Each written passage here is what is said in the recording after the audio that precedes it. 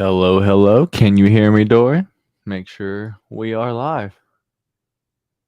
I think you're muted, man. Let's see. Oh, yes, sir. Loud and clear. Loud and clear. All right, cool. What's going on, y'all? Welcome to the Golden Octagon MMA podcast. It's a special fight week. We have the return of the greatest of all time, John Jones versus Gane. So we are going to talk about that today. But before we get to that, let me pull up today's show. We are going to give you a quick recap in just this past weekend's fights. The main event did fall out. So UFC Vegas 70, Muniz versus Allen. We're going to give you a little bit of that.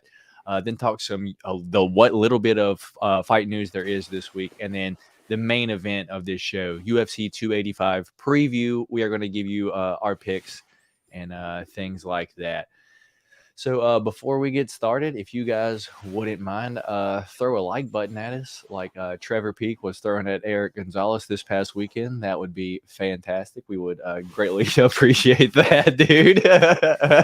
Yeah. Fucking tomahawk punch. Do that to the like button, you know. Just before we get started, shout out to the guy, Two Cups. What's up, my guy? How y'all doing? Two Cups. And then the loyal Papa Chuck. What's going on? Papa Chuck in the house. What up? What up, Papa Chuck? Glad y'all were able to make it. Stop by tonight, hang out with us for about an hour, maybe hour and a half, something like that. But we truly appreciate it, y'all.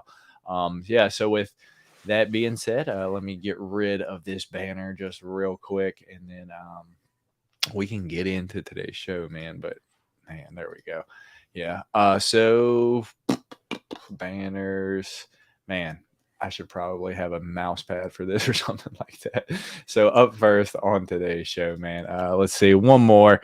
We got Tom. We got Tom stopping in with us as well. What's up, Tom? How you doing, my guy? What's going on? Yes. What up, Tom? So real. Oh yeah, here we go. Look, this guy every single week just asks this. I have no clue what that is. He's in here every week asking about that. Bro, I don't know what that is. I don't think anyone knows what that is. Not at all. I was like Bernie Gore. I thought it was like some presidential candidate coming up like on the next ballot or something like that. I was like, who the hell is Bernie Gore? Oh, yeah, man. So with that being said, let me pull up this past weekend's results because I'm going to do it like this today so I don't have to get my phone. And my phone is almost dead as well. So share screen. Gotta keep a charger close by. You know, I have the iPhone like 11 now. It's been out a little bit. So I'm not going to pretend like my battery is what it once was. So the results for this past weekend, I'm going to give you the results real quick. The main event of this past weekend did fall out. That was Brian Superman Span versus Nikita the Miner Krylov. Me and Dorian were both on Superman Span there. But what came to be the main event for this weekend was Andre Muniz versus Brendan Allen. Me and Dorian did go Brendan Allen. He did get that third round submission. And we'll get into that for just a second. We had Augusto Sakai defeating Don't Mays by decision. We had Tatiana Suarez defeat Montana De La Rosa via second round guillotine. We had Mike Malott defeat Johan Lannis via first round submission. I forgot what the submission was. And then on the prelims, Trevor Peak. Man, the things that Trevor Peak did to Eric Gonzalez this past weekend, we'll talk about that, but he did get the first round knockout. Jasmine Jasudavicius does get Gabriella, does win a decision over Gabriela Fernandez. Fight wasn't too good. Jordan Levitt with his, second technical TKO. His first one was a slam over Matt Wyman, but dude, he need Victor Martinez and got that TKO victory. Ode Osborne gets a controversial split decision win over Charles Johnson. I don't care if you think it's controversial or not. Joe Solecki gets the second round submission over Carl Deaton, and Carl Deaton had a sick haircut too. And Rafael Alves gets his finger bit in the first round, but Narulo Aliev does get the decision in the end. So that being said, our three different picks for our pick champ this week, go ahead and get this out of the way, was Ode Osborne versus Charles Johnson. I went Charles Johnson. My main guy, D Rose, went Ode Osborne. Yeah, and close fight. Ode Osborne does get the decision. Our next one was Jordan Levitt versus Victor Martinez. Your boy over here went Jordan Levitt, the Monkey King, and Dorian went Victor Martinez, and we saw how that went for him. Our third and final pick was Augusto Sakai versus Don't Mays, and that is new. That is Dontel Mays' new name is Don't, because I'm just going to remove the last 3 letters of his name to remind myself never pick him again. He's burned me 2 times in a row on the pick champ. Last time against Hamdy, and this time against Augusto Sakai. So that being said, those are the results for this past weekend. And our 3 different picks, Dorian is and still this week's pick champ. So congratulations, brother. You already know, baby. The champ is here, dude. We're on like I think we're on what, a 5-week run now. I think you won the first week of the year, and that's been the last one. So I mean, we're in March now, man. So been a little bit of a drought. I'm going to let you give the shout out as I pop it up on the screen, man. What's going on, Kyle? Let's go. And I'll let you go ahead. What up, Kyle? You know what it is, Kyle. You know what it is. And still, baby, we still here. The king reigns supreme. Like I said, I'm getting on my historic type run right here. So let's just we're going for more this weekend. Yeah, Papa Chuck. And Augusto Sakai won me some money too this weekend. So Papa Chuck saying, Matt, your dream card is up for auction right now. Aspen Ladd, Marks of Greatness, 1 of 1. Bro, I believe, don't even get me started on Aspen Ladd cards right now, bro. That's the worst thing to get is you spend $400 on some UFC cards and you get an Aspen Ladd autograph. Dude, Dorian, not even collecting UFC cards, how would you feel like paying $400 for some cards and the autograph you get inside is Aspen Ladd, dude? Definitely empty. I'm empty and unfulfilled. If Aspen Ladd is what I got for $400. Yeah. And Kyle says pound for pound number 1 pick champ. He is off to a pound for pound number 1 picker. Pound for pound number 1 pick champ. He is off to a run this year. So that being said, man, let's just talk about the fights for just a second. Brendan Allen versus Andre Muniz, as I said, gets the 3rd round submission, rear naked choke at that. And without spending too much time, I want to throw it out there that how do I say this? This isn't as crazy as Fluffy subbing Adolfo Vieira, but at the same time, Andre Muniz being the black belt that he is, and Brendan Allen being able to submit Andre Muniz, that was kind of nuts, and just kind of made my fandom grow for All In just a little bit more. So give me your thoughts on the fights, and your whatever, give me your thoughts on the fights. And I think we're gonna have to let Strickland's burner go because he's trying to get us to say some. Well, I mean, wouldn't be racist for you because that's you can say whatever, but your boy over here ain't going for it. So for that, my guy, I do have to put you on timeout, and if it happens again, you will get blocked. All right. So Get him out of here, man. But no. So we appreciate Papa Chuck. Yeah, thanks, Papa Chuck, for pointing that out, man. I was just going to ignore it, but if the chat's calling it out, man, we can't have that going on over here. So man. So give me your thoughts on the new main event, and that's what it was. What do you think about the actual main event falling out?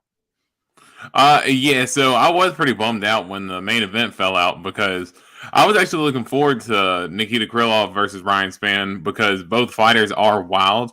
And even though we were a little bit disappointed in them being the main event, I still thought it would have been a pretty good fight. And there was a really good chance it wasn't going to go to decision. So I was excited to potentially see that. But Brendan Allen did step up and have a big performance. And as I showed you in multiple tickets that I had betting on him, man, I got some pretty good money off of Brendan Allen this weekend because I was really surprised that he was a 2-1 dog the way he was.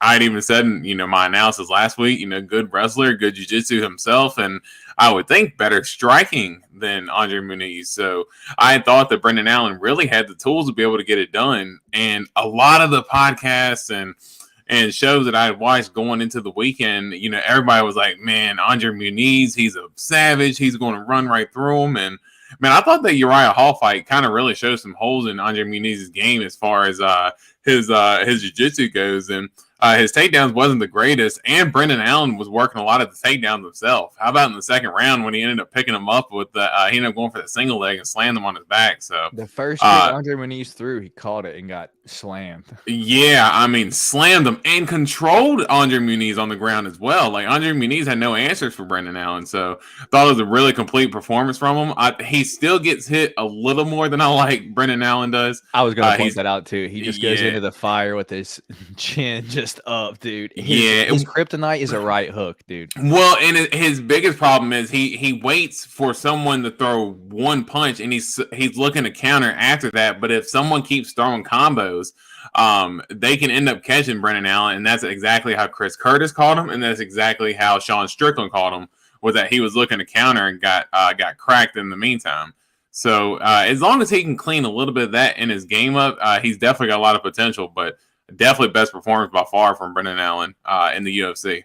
Yeah, should be ranked after that fight because I think Andre Muniz was like 12 or something like that. So hopefully Brendan Allen at least takes his spot or gets close to it. But not to fool y'all, I'm still an Andre Muniz fan. If he gets on your back, you got to watch out for that arm bar. It's the craziest thing because you're like, where does it come from? He just like falls off to the side and snaps your arm when he falls off to the side. Anything else on that main event though, dude, or do you want to touch on the other few parts from this card? Yeah, really just that, Brendan Allen did have a great overall performance, and he kind of had some ups and downs, but man, he's got some good wins on his resume as well. Kevin Holland, and now Andre Muniz. I think Robert Whittaker, Jacob Malkoun. So he's got some pretty decent wins on there, and now getting a win against a ranked guy, I'm definitely excited to see how he matches up in the division going forward. Fair enough, dude. So moving on to the co-main event, dude. Augusto Sakai versus Don't Mays. Dude, I have to make this part of my everyday speech now. I will never speak his name again, dude. Anytime it reminds me, don't pick him. Don't Mays.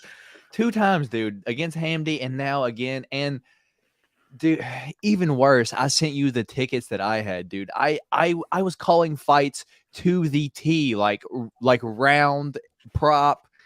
And I had a 4-leg. One of my legs happened to be old Don't Mays and shattered it for me. And in the last leg of that parlay, I had Brendan Allen in 3 or decision at plus, I think it was plus 325 or something like that.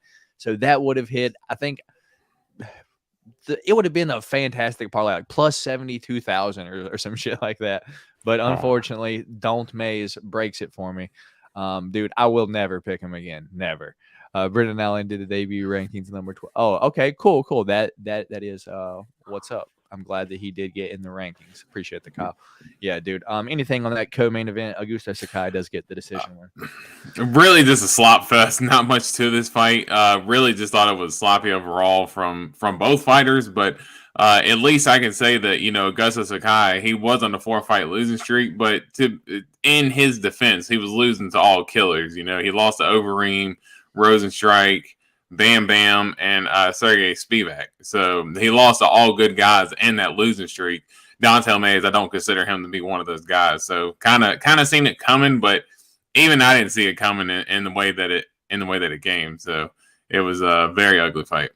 Dude, that fight sucked. I was just upset. So moving on down, we had the return of Thabib or Tatiana Suarez, whatever you want to call her, taking on Montana De La Rosa. Dude, I have some strong opinions on this one. So I'll let you get started first. How do you think she looked in her return? And are you glad to see her back? Everything like that. I am glad to see her back. And I did think that she had a good performance. Now, and she looked like she showed a little bit of rust. I do admit that she looked like she showed a little bit of rust. 125, I think going into the week, I'd even said last week, I'd heard, her say in multiple interviews that the 125 was going to be just like a little bit of a test cut for her, just so that way she doesn't have to drain herself. I thought Montana De La Rosa was a formidable opponent. So I thought she was going to be good enough to show Tatiana Suarez a challenge. But then at the end of the day, Suarez is still able to get it done. And I thought that her wrestling, she was struggling to get the takedown a little bit, but she was persistent and she wasn't able to get the takedowns, going for her legs. So she was able to kind of get some of those like those Ronda Rousey, Valentina Shevchenko type like head tosses. And she was able to land a couple of those. Montana De La Rosa did have good jiu-jitsu in defending as much as she could, but I thought that Tatiana Suarez was just with a freaking death grip on that guillotine until she got her out of there. So 6 submission and glad to see her back, and she looked good for 4 years off. So glad to see Suarez back, but I definitely want to see her at 115 though. Okay, so we kind of share the same opinions. I saw a lot of people like, "Oh my God, she's so good, she's back." It's like, man, don't get me wrong, she looked good after being off 4 years, but it's just like after seeing her ragdoll Carlos Esparza, like picking her up, like suplexing her, and then like you to see the way she's struggling like with Montana. You're like, okay, maybe 125 isn't the best for her. She still looked good, she still won, but Montana ain't the best chick up at 125, and it's like, I mean, she's good on the ground, but she's never really been known for having the best takedown defense, and Tatiana was kind of struggling just a little bit, dude. So that being said, I'm super glad she's going back down to 115 because her strength just didn't look the same at 125 in my opinion. Now I think she's going to ragdoll everyone down at 115, but that's just me. And Papa Chuck chime in. I was happy to see Alan get the win. I got to meet him before the Salt Lake pay-per-view with my 1-year-old son. Super nice guy. That's what's up, brother. I'm glad. I love experiences like that when it's like a fan has an experience like with a fighter, and then it's like they're a fan forever now because of that, dude. That's what's up. Yeah, man, it's a lasting impression, and that's dope to kind of see it come full circle. And you're kind of seeing Brendan Allen, level up each time and kind of making a bigger name for himself too. So you can, point out to your friends, hey, I met that dude a long time ago. Yeah. So that's dope as hell. Yeah, I agree. She looked really good, but I don't think she looked good enough to take out Weili just yet. See, I think the 115, I think she just struggles with maybe long people her size. I think, honestly, her toughest struggle down at 115 might be like Marina Rodriguez, just for her like length, like being able to not get tossed around, like because she's able to post. That's who I may be seeing her toughest like struggle against. But aside from that, I see her being able to just pick these chicks up and just toss them around down at 115. Unless you have that like lanky style to maybe give her some issues, but who knows, dude? Maybe she just might tear through everyone down at 115. Well, I think the thing I want to see with her down at 115 is kind of the strength, especially against Weili. Is we know how strong Tatiana is, but we also know how strong Weili is too. She is an absolute tank. So, and even though we know how Tatiana did Carla when they fought in the wrestling, but we also seen what Weili was able to do with Carla in the wrestling and the way she was able to get off that submission in the way she did. So I think that would be a super fun matchup, but I would want to see Tatiana, at least one, maybe two more fights. I have a name, and she's ranked number, I think, 4 or 6. Yan Xiaonan, dude. I think that's a perfect matchup. Like, y'all saw what Carla did to Yan Xiaonan. If y'all think Tatiana Suarez ain't going to do the same thing and come back down to the division with the statement, I don't know what's up. I think Yan Xiaonan is a perfect back entry fight down to 115. She's like ranked in the top, I think 6 to 4, something like that. I think it's a good fight. Who do you actually want to see her come back down there against first though? I think she's got a fight coming up soon, so it depends on the result of her fight. But how about Mackenzie Dern? Someone who she fights Angie Overkill Hill next, yeah. Yeah, I was gonna say. So I want to see the result of that fight first, and I could, potentially see them fight afterwards. Depending on the result, if Mackenzie Dern wins, that could be a super fun matchup with Dern's jiu-jitsu versus Suarez's wrestling. So I think that's another avenue that we'd like to see Suarez challenging as well. A lot of the women weren't as advanced in jiu-jitsu when she was around the first time. So, you got a lot of these jiu-jitsu aces like Mackenzie Dern in these women's divisions now. So that'd be a super fun matchup in my opinion. Hell yeah, man. Anything else on this fight? No, man. We can keep moving. All right. So the opener of the main card was Mike Malott taking on Johan Lainus. I mean, Mike Malott does get the round 1 sub. Do you care about that one at all, man? Just to say that Mike Malott is a savage. I know you sent me a screenshot of the Mike Malott betting line of round 3 or decision, and he was like, "Man, am I missing something?" I'm like, it was "Yeah, plus but 330. yeah." I was like, "Yeah, that he literally gets all his finishes in the first round. Like if he wins, he's going to finish somebody in the first round, and that's all his wins so far. So, dude's balls to the wall, but he gets to finish every time, and he's going to be fun to watch going forward." All right, fair enough. I really don't have too much to say about that fight. I was just like, whatever. 2 Canadians going at it, both fairly new to the UFC. Johan Lannis doesn't have the best gas tank, so and we didn't really get to see if it got improved because the fight did end early on. So we will move to the main event of the prelims, dude. And my fandom for this guy, Trevor Peek versus Eric Gonzalez, dude. You know I am a diehard fan of a few people, dude. I get up, I clap, I yell at my TV. Those people being Nate the Train Landwehr, Josiane Nunez, and now enter this list, Trevor Peek, man. The way that Trevor Peek was throwing every shot is the way I would love for people to just hit that like button, you know? The last thing that Eric Gonzalez saw this weekend was this. Hold on. Just 1 second. Just 1 second. Right? This is what Eric Gonzalez saw was this.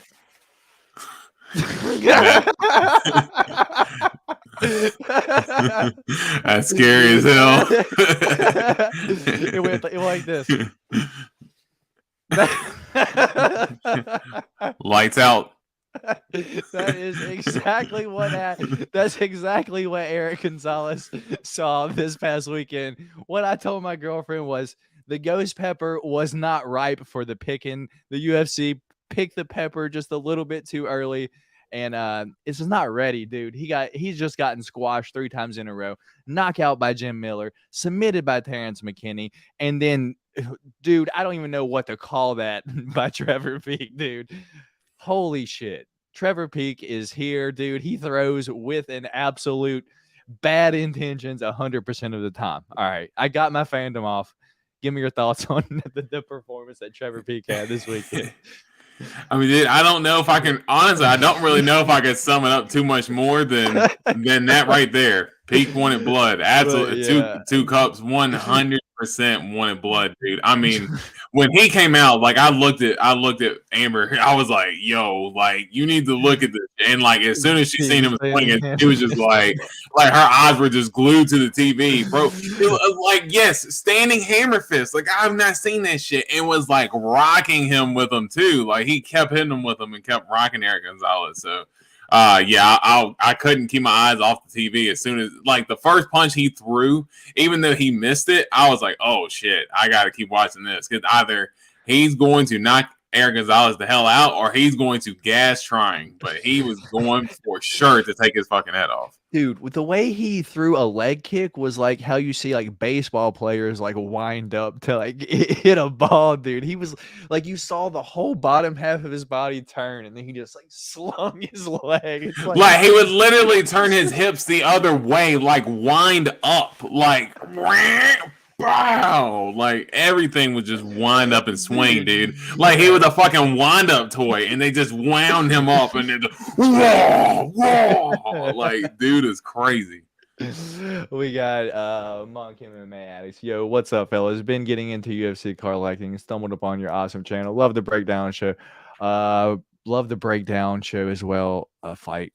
Shavkat Fight Week, bro. I cannot read and my glasses can't. I don't know, dude. It is what it is. Yeah, we'll get to all the fights to this weekend at the end of the show. But his nickname needs to be the Tomahawk brother, dude. That was the best thing I'd ever seen. I was so happy, dude. It's just like that was the best, dude. what else happened on this card? Because that's pretty much like the main stuff that I wanted to get to. Yeah. Oh yeah, Jordan Jordan Levitt Levitt. having Yeah, the yeah. I'll have to say I was the one that kept, oh, Jordan Levitt doesn't have good striking. Jordan Levitt doesn't like to get hit. If he can't take it to the ground, he ain't gonna have much of a chance. And dude, he came out with you want to talk about bad intentions too. Jordan Levitt came out with some bad intentions. He was hurting Martinez to the body with that kick multiple times, and even he wasn't really landing the punches like he wanted to, but he was swinging for the fences. That's for damn. He was swinging for the fences, and he hurt Martinez with that last body kick. Martinez fell to the fence, and dude, those knees, I mean, he just went absolute savage mode with those knees against the clinch. And that's the first time I ever seen Jordan Levitt fight that aggressive. So that was easily the best performance I've seen that he's had so far. He went to absolute savage mode. Nate Craig saying last Saturday's card was amazing. I don't know about amazing, and this upcoming weekend definitely is good. I don't know. Last week was okay. It was an okay lead up for this pay-per-view though. And then to be fair, Levitt was just surprised us all. He was like, I knocked him out. He was like, that feels good, dude. And that was like the first time he ever knocked anybody out like that too. So like, I'm sure he was surprised. Like the Wyman, like the slam, dude. That's the only time he's knocked anyone out ever. So yeah, well, knock somebody out with strikes. Yeah.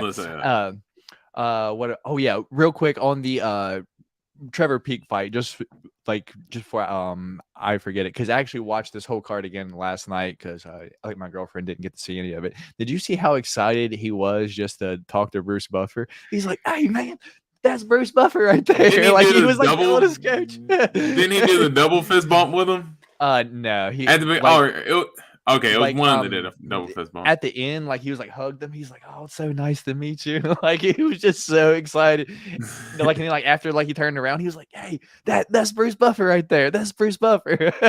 That's dope. Dude, he is. Bruce Buffer's a man, so hell yeah. Just a handful. Brennan Allen stole the show for sure, and the return of Suarez. I never thought she'd make it back. Yeah. And then Dorian thinks that about John Jones this weekend, but hey, we got him back. So look at that. Hey, we still got a few more days left. So hell yeah. You remember UFC 200? Yeah, that was 48 hours before. So anything else on this card before we move on to our fight news and shit like that? Nah, man, we can keep it moving. All right. Let's see. What did Trevor had a nice Twitter post about Bruce, and Bruce commented back at him. Great to see. Yeah. I hope he got his picture. I do know that Bruce Buffer gave him his announcer card for the night that he has all of his the notes off of. I'm like, hey, that's actually pretty cool. I've actually seen people sell those on on eBay. So that being said, let's move on to the next topic of today's show, which is fight news and fight announcement, things like that. So not really a whole lot happened over the past week, got to be honest with y'all. So I'll just give y'all the news off the top, dude. And we don't have someone that just fought and continues to fight. We have the return of Charles Energy Johnson as he makes his return April 29th against Cody Durden. For those of you who don't know, Charles Johnson fought this past weekend. Wait, when is he returning? Got it April 29th. Already got his next fight booked against Cody Durden. Dude, isn't that the fourth fight this year? Dude, he's just keeps at it. Charles. I think that's at least the third. That's either the third or fourth fight this year already for him. So, dude, that's a nuts pace right now. That's the only reason why I picked against him last week, because I'm like, dude, there's just no way you can keep churning it out with no camps or anything, man. That's got to be tough. Yeah. Papa Chuck asking, what the hell happened to Jose? Seems like he was cut this week. Jose Johnson? Maybe, because that was what. To be fair, if he's talking about Jose Johnson, that's he was going to open up the main card, or not the main card, but the prelims. But I think his fight fell out for some reason. Maybe he got popped for something, and they just cut him. He did get the picture as well. That's what's up. What do you guys think about? Yeah, we'll get into that in the news for here in just a second. Charles was a beast in LFA. Good pickup, brother. I mean, if you're a Darren Till fan, we'll get into that in the news in just a second too. Yeah, Jose Johnson. My guess is, dude, he was murking dudes like in the like the regional scene. So it wouldn't surprise me if he probably popped for something because, dude, he was. I think he like broke a dude's skull with a punch, dude. So he's probably So on wait, something. he was released from the UFC? Yeah, before he even fought.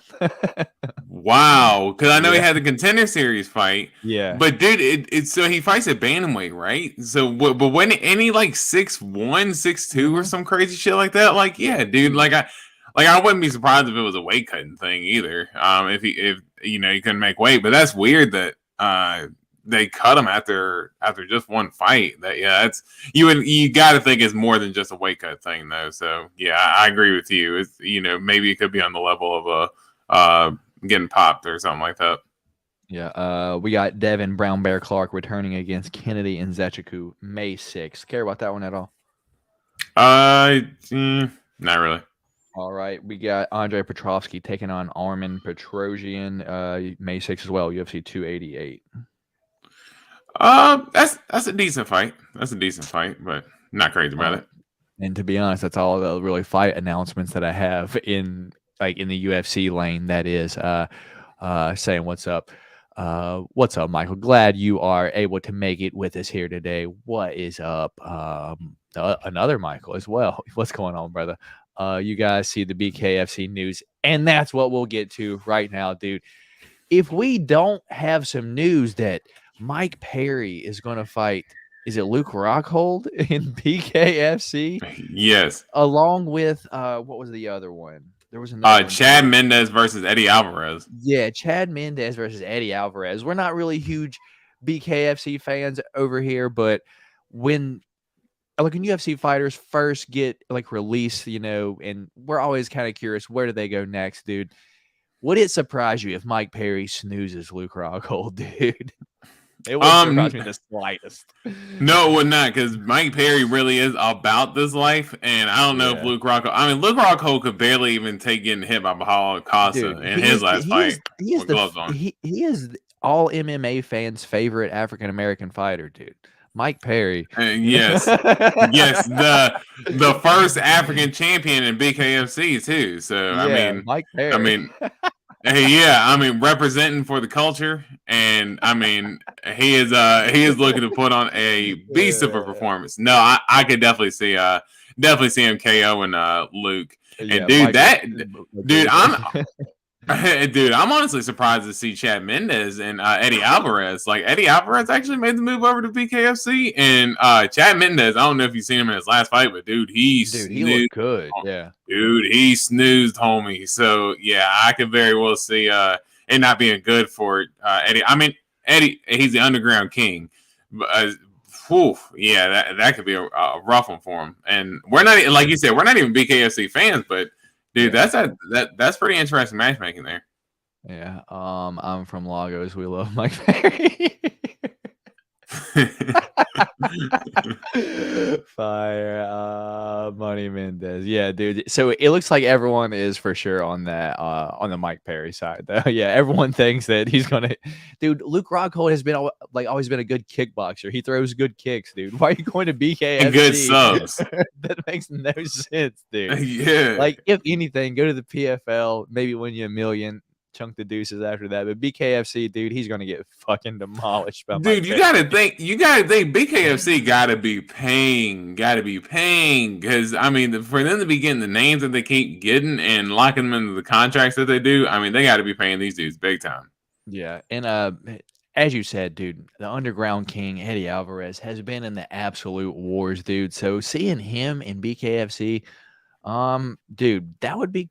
I'm interested, dude. Not the easiest matchup because, dude, Chad Mendez, I said the hardest hitting 145er, but that was Jeremy Stevens. But, dude, Chad Mendez hits, I swear, just as hard as Jeremy.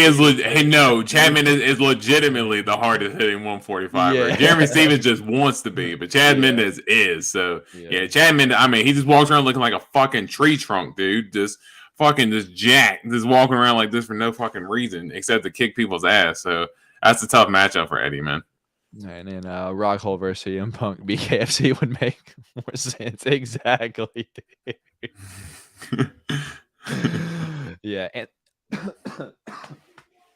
silent, dude. My throat is rough today. I don't know if it's the pollen in the air. This shit's been dry. I've had a cough all day. Um, and then the other news, dude, UFC released Darren Till. Darren Till said that he asked for the release, but what's your thought process here? Me personally, I'm like, to me, it seems like maybe he just wants to go crush a few guys in like Cage Warriors real quick, maybe build his confidence back up, and then he'll be back in a couple years. But if not, dude, I could see him ending up Bellator, PFL, just fighting out his career there. Where do you see this going? I'm gonna mute myself so I can cough.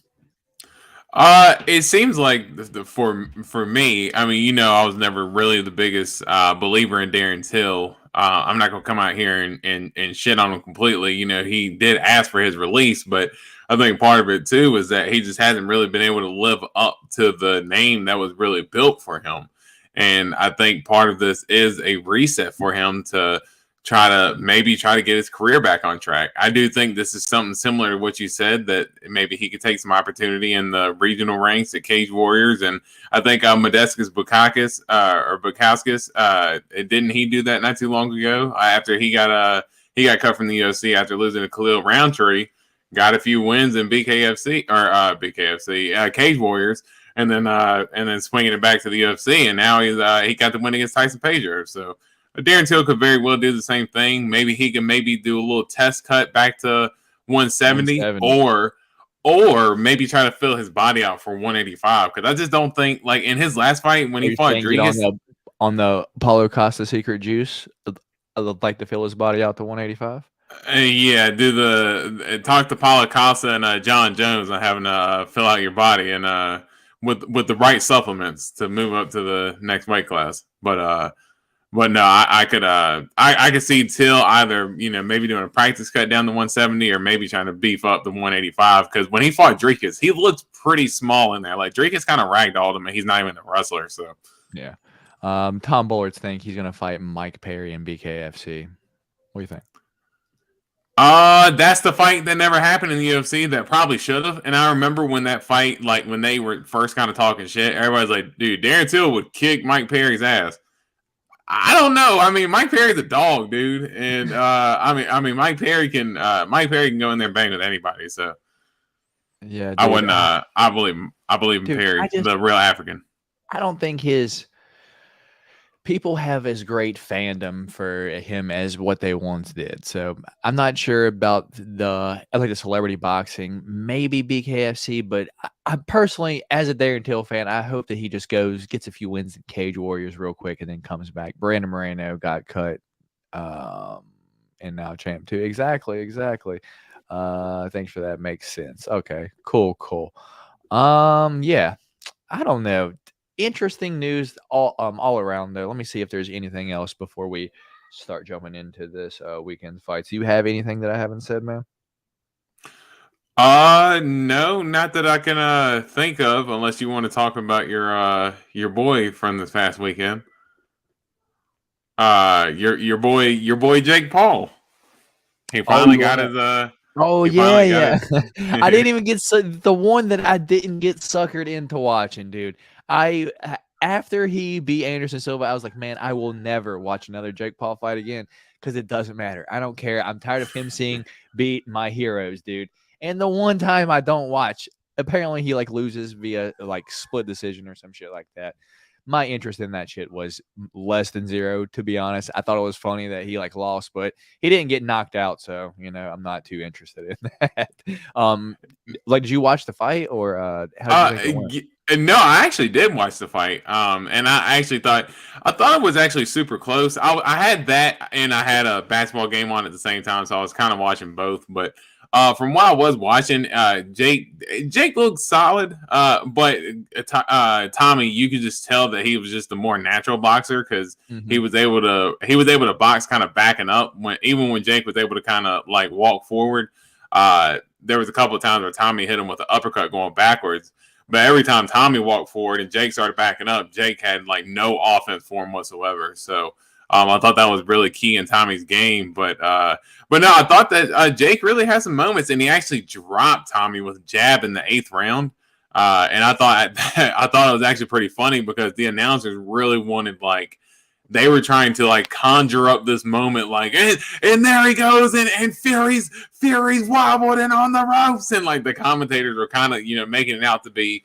It was a good jab that dropped him, but it wasn't like he was on skates by any means. It was like a flash knockdown. Tommy got right back up and started throwing punches again. Did the Jake Paul match go to the Courtney the leak script? The funny part is Mike Perry leaked that script too. That was the funny part. Mike Perry's been kind of poking at getting that fight for a little bit. So maybe when he makes that MMA crossover, we can get that fight. Yeah. The only other news that I can find real quick is for everyone that doesn't know, Sergey Pavlovich will be the backup this weekend in case John Jones or Cyril Gane cannot fight. So he is the backup. And also news, everyone saying that we announced or we said that, Patty versus Drew Dober was being targeted for May 6th. But in an interview this past week, he said that he hadn't even had his surgery yet, so he probably wouldn't be ready to go until closer to the end of the year at that. So it looks like we're not going to get Patty versus Drew Dober, at least not anytime soon. Yeah, that kind of I think that kind of bummed people out, but understandable for Patty wanting to have the surgery. So just rest up, man, and we'll see him Q4. Hell yeah, man. I think that's all the news before we get into this weekend's fights. Yeah, man. Yeah, that's all I got. All right. So that being said, let me click that right up there, and we will start jumping into it. We got some comments. Pavlovich is the future. I believe so, dude. He's really good. He's just a monster. But the Alistair Overeem fight just really throws me off. I don't know what it is about it, dude. I know it was a little bit ago, but that was an old Alistair Overeem, and just took him down and had his way with him. Oh, Jeebus. Neither Jones want to find out if Pavlovich, dude. Imagine thinking like you're going to fight John Jones and then you have to fight Sergey Pavlovich. That is a different fight animal completely. It's like, dude, I kind of hope if anyone like falls out, it's Cyril Gane. Like I have to see John Jones fight this weekend, man. If not, it's going to be. I'm gonna be bummed out. Yeah, I think this week's kind of more for him. So if he's the one that falls out, we're going to be majorly disappointed. But if you're asking who Pavlovich would probably rather fight, he'd probably rather fight John. But I think Gane would actually probably be the worst matchup for him than John Jones would be. As crazy as it sounds, but. All right. Before we get started on the fights overall, like this weekend, man, I do want to ask you a few questions. I have 3 questions. And I guess we'll just see where we go from there before we actually start talking about the fights. Is this the toughest fight for John Jones at heavyweight right now? No, not the toughest. I would honestly say out of all the guys that are up there right now, so you would probably say Curtis Blades, Pavlovich, Stipe, Gane. I would. That's what it seems like, brother. Like this card is really amazing.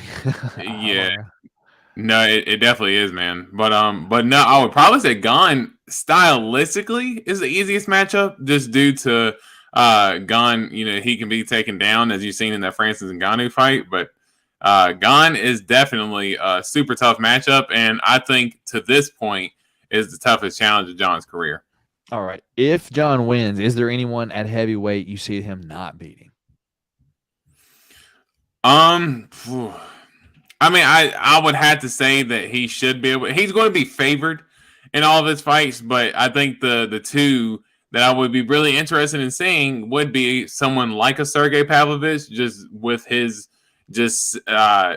power and his speed in his hands, and Curtis Blades. Those would be probably the 2 guys I would want to see John probably fight the most. I think Stipe at this point, when he's going to be past 40, so legendary fight, but I don't think he's going to be the tough matchup that Blades or Pavlovich would be.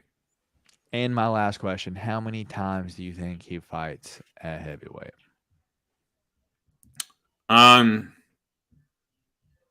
So including this weekend, so let's include this weekend 3 times. So you think he does this weekend 2 more? Yeah, I say we can maybe see a fight this weekend. Let's say a fight towards the end of the year potentially, because you do have that Pavlovich and Blades matchup coming up. So I can see the winner of that getting a fight with John, maybe Q4, and then maybe one more next year to, I think, try to solidify his legacy as the greatest of all time. Even though, in my opinion, I think he already is. Fair enough. So that being said, let's get into it, man. This weekend, UFC 285, John Jones versus Bonga Mom, Cyril Gane. In our main event, co-main event, Valentina Bullet Shevchenko taking on Alexa Grasso. Our feature fight is going to be Jeff Hands of Steel Neal taking on Shavkat the Nomad Rachmanov. We got Matus Gamer Gamrot taking on Jalen the Tarantula Turner. We got Jamie Pickett taking on debuting UFC fighter and Penn State alum. Everyone knows him, Bo Nickel. In our main event of the prelims, we got Cody No Love Garbrandt taking on Trevin 5-Star Jones. In moving on down, Derek Brunson taking on Dricus Duplessis, everyone's second favorite African fighter.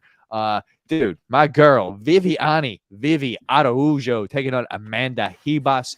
Julian, the Cuban Missile Crisis Marquez taking on the Power Bar Marc-Andre Barrio. We got Ian Machado Gary, the future Ian Gary, taking on Song Kanan. We got Mana Martinez taking on Cameron Simon. Jessica Pinay taking on the Baby Shark, Tabitha Ricci. Farid Basharat taking on Damon Blackshear. Probably one of the coolest names in the UFC.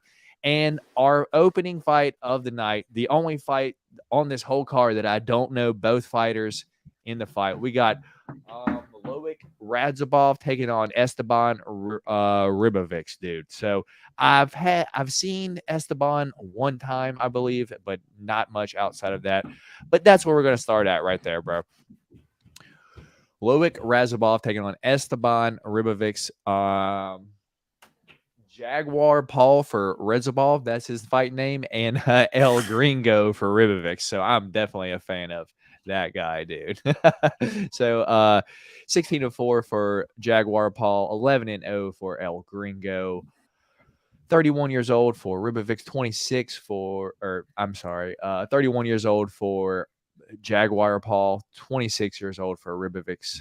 This is going to be at 155, 5'9" versus 5'10". They both have a 1-inch reach advantage for El Gringo, dude. I got to be honest, I don't really have a strong feeling about this fight. Everyone that I've watched this week has been on the Jaguar Paul side. So that being said, I guess that's where I'm going to lean. I don't feel too confident about it. Dude's 11-0 that he's fighting, and seems to be a pretty young up and comer. Let me check the chat, see if anyone else has any anything to say. But what do you got on this fight, man? Yeah, I'm kind of with you here. Just kind of trying to size the two up. I'm looking at their stats, and I mean it looks like Ribovics has about an inch reach advantage and about a 2-inch height advantage. It does have a couple more finishes in his last few fights than Radzhabov does. Looks like Radzhabov has kind of been not win one, lose one, but he does have a couple of losses within his last few. And I think Ribovics is rolling right now, coming off the Contender Series. So let's go Ribovics here. But as you said, not confident either way. Yeah. This one for sure is not going to be in our picks for the week. Or is it Jaguar Paul? I'm just assuming Paul. I have no idea, brother. It says Jaguar Paul. That's what it says, right? Is that his name? Paul? Jaguar Paul. P-A-W. Jaguar Paul. There it is. It might be an accent, bro. I don't know. Maybe I would just say it weird. Who the hell knows? Yeah. So yeah, I don't have a lean. I don't know. I'll go from the guy from Tajikistan, dude. He's from Tajikistan as well. We have our second Tajikistani fighter. So that is our different pick. Not going to be dude, this guy's on super late notice too, I think. What's the odds here? I ain't even seen any odds on here. Yeah, the odds aren't even on here. I actually think because this guy's super late notice, dude. So that being said, not too much. Well, we'll move on along to the next fight. Let's make sure I don't click the wrong back button because we all know how that goes. To the ones where we actually know what's going on. Farid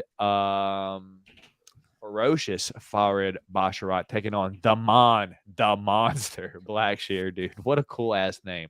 9-0 for Farid Basharat, 12-4 for Blackshear. 25 years old for Basharat, 28 for 28 for Blackshear, 5'9" for Basharat, 5'10" for Blackshear, and Blackshear does have a 1-inch reach advantage at 72 inches over the 71 for Basharat, dude. Dude, why?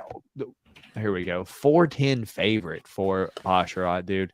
That being said, the Basharat brothers have done nothing but impress me. That's who I'm going with again. But if we were going off of who has a cooler name, I'd have to go with Blackshear, dude. It's a badass nickname, but it ain't gonna save him in this fight. That's all I know. It ain't gonna save him. So Basharat, those dudes are savages, and might be the worst nickname I've ever seen. Oh, Jaguar Paul. They're talking about the Jaguar. Yeah, that's the elephant tusk. Yeah. Thanks, Tom.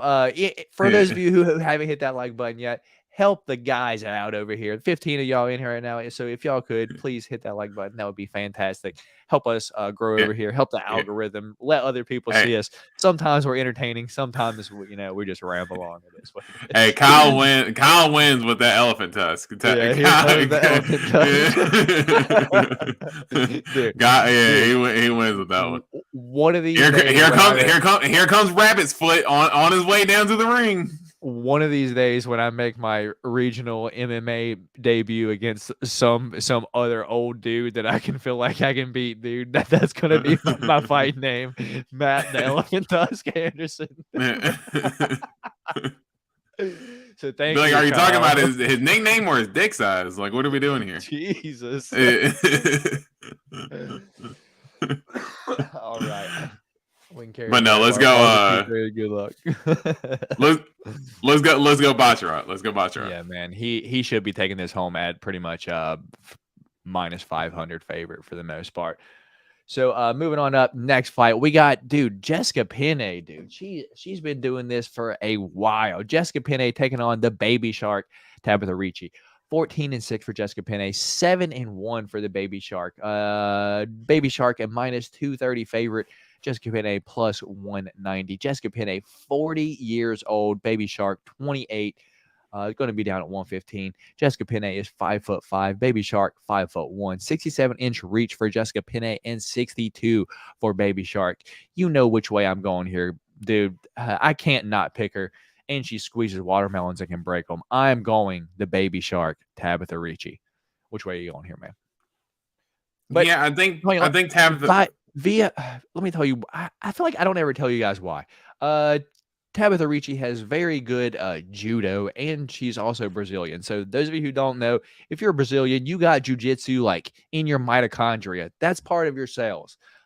You just know what to do, and she also trains judo. She's going to have better takedowns. That head arm throw. The one thing that maybe kind of has me worried is Jessica Penne is really good at taking back and rear naked choke. So if Baby Shark can avoid the rear naked choke, I think Baby Shark is going to continue to take her down, tossing her down, and just win via decision. I don't think we see a finish here. But if so, it wouldn't surprise me if Jessica Penne got that rear naked. But officially, I'm going Baby Shark. All right, go ahead, man. Yeah, and honestly, I mean, you summed it up pretty good for the most part, man. So, this was going to be a joke about the worst fight possible. Dude, yeah. There's a dude fighting next week. It's like the Anton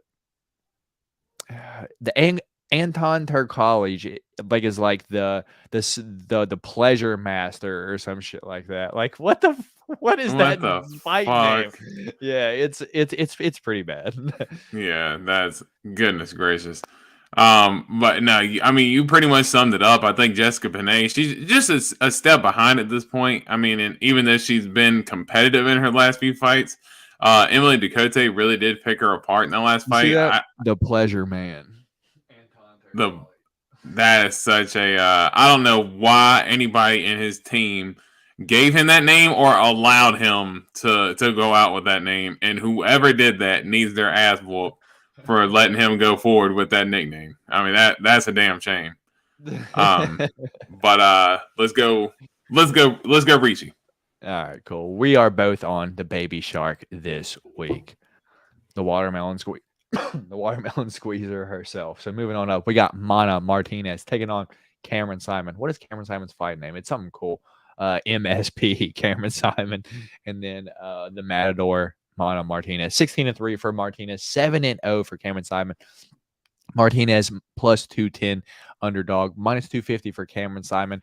For those of you who don't know, Mana Martinez was one of the James Krause transplants. It says it here, MMA Glory and Fitness. Apparently, he's still training there.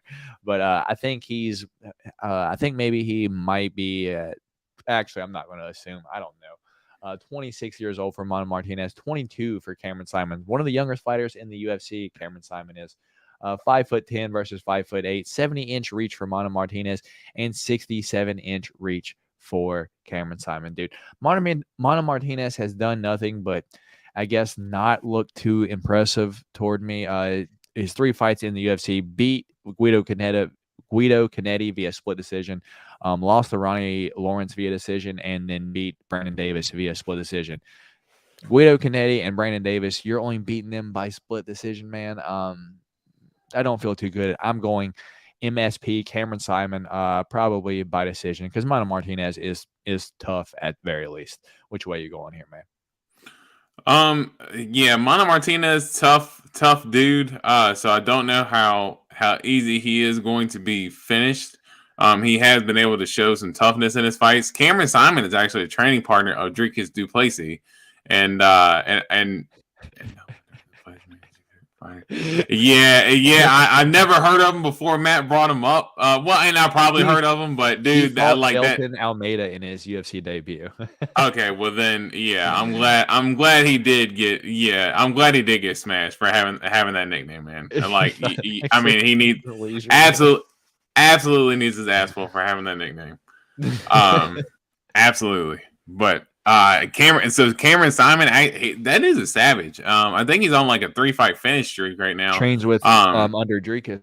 Yeah, he trains with Dricus. Him and Dricus are training partners, and they've been kind of backpacking off of one another, hopping on the card with one another, and having good performances with one another. And I think there's an opportunity here for them to do that as well. And I don't know if he gets to finish. He's a really good striker. He's got good wrestling, but really good striking, good boxing, and I think Mana Martinez is going to be in for it. I think Cameron Simon gets a win here. Yeah, man, we're both going the same. Dude, what's going to come of this James Krause thing? I haven't heard anything about it. Is he in jail? Like, what's happening? Have you heard anything, man? Man, I'm sure the UFC probably wants to try to keep it as hush as they can, just because they want to try to keep this thing moving, and nobody keep paying attention to the story anymore. Let's just keep it moving. I'm actually curious, dude. Anyway. Oh no, I'm super curious. We got Ian Machado Gary taking on Song Kanong. And for those of you who don't know, Ian Gary took his wife's last name. So that's why he is Ian Machado Gary now. And, dude, the Machados is a huge jiu-jitsu family. It was the Gracies and the Machados that really brought light onto jiu-jitsu. So I think that is just his way of honoring his ground skills, man.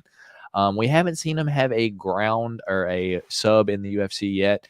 But, dude, Song Kanan, it wouldn't surprise me if he gets clubbed and subbed this weekend, dude. Ian Gary, much better on the feet. He's flowy. He's cleaner. He's in and out. Sometimes he can get hit every now and then, but I don't think the person to get him out of there is going to be a 32-year-old Song Kanan, dude. Ian Gary, 25 years old, minus 560 favorite, 6'3" versus 6 foot. Ian Gary, 6'3", 74-inch reach for Ian Gary, and 71.5-inch reach for Song Kanan, dude. I think Ian Gary has this in any way that he wants to win, whether he wins via decision, whether he knocks Song Kanan out, or whether he takes him down and just submits him, dude. What do you got here? Man, I think Ian Gary is Ian Machado Gary. Let me get that right. I think Ian Machado Gary is a savage. You know, I've been pretty high on him since his UFC debut. I think he had the exciting performance against Jordan Williams where he had the big knockout.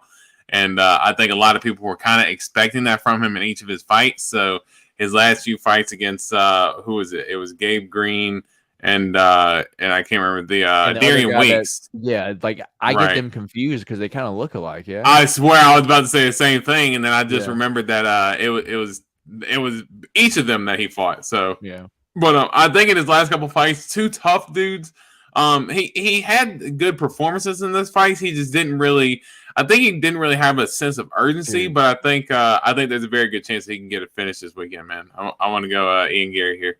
Dude, and I just like, who did Song Kanon last lose to? Dude, I remember that. Dude, Max Griffin slept Song Kanon. Dude, he was out for a long time. Like, the announcers were like, for those of you who, like, Song Kanon's still out over there. Like, it was like a while before he got up, dude. And don't get me wrong, Max Griffin's good, but, he's just kind of been around for a while, and I wouldn't think he's going to be a title challenger anytime soon. As for Ian Gary, dude, he has so much room to grow still being only 25 years old. So we are both on Ian Machado Gary this week, dude. Here's where we might differ a little bit, man, getting into the risky ones now. So moving on up, the Cuban Missile Crisis, Julian Marquez taking on the Power Bar, Marc-Andre Barrio. Julian Marquez 9-3. Power Bar is 14-6. Julian Marquez last got crushed by Gregory Rodriguez in a parlay that I will never forget, dude. This was the one leg out of a 13-leg parlay that I did not hit. It was Julian Marquez straight up on that, dude. It was like $1 to win $13,000, and this fight lost it all for me, dude. Me and you were both on Julian Marquez that week when he fought RoboCop, and we were sorely mistaken. Lost me a couple parlays too. Julian Marquez, slight underdog, Power Bar minus 125 favorite. 32 years old for Julian Marquez, 33 years old for Power Bar. It's going to be at 185. Julian Marquez, 6'2", Power Bar 6'1". Julian Marquez with a 72-inch reach, Power Bar with a 74-inch reach. And once again, dude, Julian Marquez was one of the ones that trained up in Kansas City at Glory MMA again. So a lot of them on this card, dude. So kind of curious to where everyone went and everything like that. How have they been going since then? Dude, this is a fight where it's like, man, as confident as I want to be on Julian Marquez, I don't know if I'm as confident as I could be. I still think he wins, but it's via like round 3 or decision, maybe, just because Power Bar, besides from getting knocked out in his last fight by Kennedy and Nzechukwu, or not Kennedy and Nzechukwu, Njokuani. Chidi Njokuani. There we go. Aside from that, dude, he's shown to kind of have a chin for the most part and just be around, have that gas thing, and just outlast and just put a pace on his opponents. But Julian Marquez, a lot younger, dude, and he has power. I just worry about him just throwing one shot at a time, dude. He just tries to throw one shot and then club and sub you and then call out Miley Cyrus to be his Valentine after, dude. I'm still going Julian Marquez here. I don't feel good about it, though. I probably won't be betting Julian Marquez if you ask me. Which way are you going here, dude? Yeah, I think if I was to bet, I would probably yeah, that'd be a tough bet to make. I don't know, dude. I can't even say either way. I do think that Marc-Andre Barrio does get hit a little bit too much.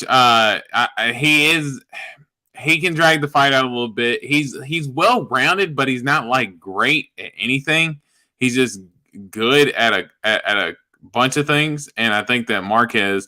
I do agree with you. He fumbled. Yeah, he didn't even take her out, dude. Like, what a chode.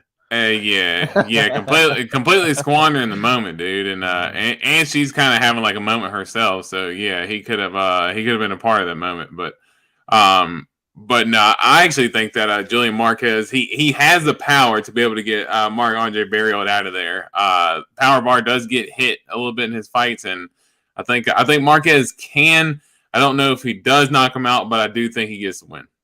All right, fair enough. We've been on the same every single fight except for that first one, but it's the first fight of the night, and we didn't really know anything about either one of those guys.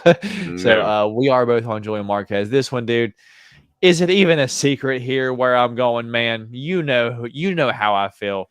My girl Vivi Araujo taking on Amanda, the Wicked Witch of the West, Hubas. Dude, her laugh kills me every time. 11-4 for Vivi, 10-3 for Amanda Hubas. Vivi did lose her last one against Alexa Grasso via unanimous decision. However, that was over 5 rounds, and Vivi's gas tank looked greatly improved. I was impressed because I didn't think she had more than a round and a half, 2 rounds in her, but she's a killer. Yeah, we got to win over Angela Lee, and then lost unanimous decision to Kagan.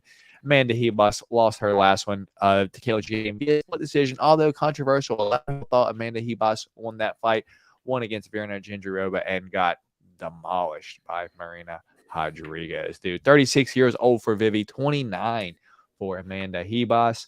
We're going to be down at 125, 5'4" for Vivi, and a 68-inch reach for the 66-inch reach for Amanda Hebus. So Vivi going to be about an inch taller and have about a 2-inch reach. You know where I'm going here, man. She looked good enough over 5 rounds. I think she can put her foot on the gas this fight, pedal to the metal. I'm going Vivi, dude. And it wouldn't surprise me if we saw Vivi KO, dude, because we've only saw Amanda Hebus really fight one girl that had decent enough striking mixed with power, and that was Amanda Hebus. I mean, like Marina Rodriguez, and you saw what happened, dude. Has like Marina Rodriguez knocked anyone else out besides Amanda Hebus? Like not like that, dude. And Vivi's got paws on her, dude. She's got power. I think we see Amanda Hebus get hit this weekend and kind of curl up and not want to take shots. I'm going Vivi, dude. Which way you going here? Man, I think this is actually a really close matchup. It's a tough call because I think they both match up very well against one another. I think Vivi is the cleaner boxer of the two, but I think they both got pretty decent boxing, pretty decent kicks, and I think Amanda Hebus is probably the better wrestler of the two, but they both match up very well. So I think it's a really tough fight to call, and I do think that both fighters have their advantages. I am leaning Amanda Hebus here. I think that I think Hebus, you know me, I'm a Caitlin Chikagian fan. Mm-hmm. I don't think she won that fight against Caitlin Chikagian, but I did think she was competitive. I thought Chikagian won the first 2 rounds pretty clean, and I thought that in that 3rd round, I thought that's where Amanda Hebus knew she had to kind of go for it and was winging it. And I like the way that even though she did lose that fight, she came out in that 3rd round, knew she had to go for it to try to get the win, and she gave everything that she had. And Kayla Chikagian was, landing some clean shots, and that was the first fight of the night bonus that Kayla Chikagian had ever gotten was due to Amanda Hebus kind of drawing her into that dog fight. So I know you said that you could see Hebus kind of whimpering up, man. I think that Vivi, I think she can get hit a little bit too much. Not to use the same analysis as I did in the power bar fight, but if you go back to that KGB Lee fight, that was the first second of the fight, and she's a dog. Dude, she's a dog, but man, she got absolutely walloped in that fight, and KGB, I absolutely had a chance to finish her. And honestly, Kayla Chikagian was kind of using Viviane Araujo as target practice in their fight. Vivi just doesn't really have good head movement, really good footwork. And I think she gets hit a lot, and I think that can get her behind on the scorecards here. And I think Hebus can mix in some wrestling as well, and I think Hebus gets the win here. Dude, we in our first different pick of the day, I am so confident Vivi is, dude. I've just seen Amanda get hit, and she just kind of like curls up, like sometimes that probably wasn't the best view, dude. And I've seen Vivi put chicks down with body shots. Dude, yeah. Hell yeah. I'm glad we have this different pick this week. My girl, Viviane Araujo, taking on Amanda Hebus. Dorian going Amanda Hebus. I am going Viviane Araujo. Moving on up, we got Derek. The one Brunson. I don't know. I've never seen that before. Did you know that was his fight name? I thought it was Blonde Brunson. Taking on Dricus, still Knox Duplessis, dude. And I've heard this week a few times, dude. Is this Derek Brunson's last fight? Oh man, I'm not sure, on its contract. Yeah, that's interesting. I think he's said that this was his last fight, that he was just going to retire after this fight. 23-8 for Derek no. Brunson. 18-2 for Dricus du Plessis. Minus 200 dog for Derek Brunson. Obviously, Dricus du Plessis fighting out of South Africa. Derek Brunson fighting out of North Carolina. Stand up. 39 years old for Derek Brunson. 29 for Dricus du Plessis. 6'1 for Derek Brunson. Same for du Plessis. 77-inch reach for Derek Brunson and 76-inch reach for Dricus du Plessis. Man, the issue that I have with every Derek Brunson fight, dude, is that if he can't get you down, dude, he starts throwing both fists at you at one time, like he's double parked outside, just trying to get out of there, dude. He's just like, God, if he can't get the takedown, he's just fucking Juliana Pinion. That's how his striking looks, dude, and it's like that worries me because Dricus is just a young, strong dude, but. Dude, round 2 against Darren Till, he's kind of struggling a little bit, and that kind of worries me because could Derek Brunson take Dricus down and do what he did to Darren Till to him? Yeah, dude. I don't think Derek Brunson should be this big of a dog, to be honest. I'm still going with Dricus because he's younger, more powerful, more energetic. He wants to be a household name. He wants to be that champion, dude. But if we saw Derek Brunson upset this weekend, it wouldn't surprise me. It's throwing me off just a little bit that I'm hearing that this might be his last fight, which is kind of swaying me off of picking him just a little bit.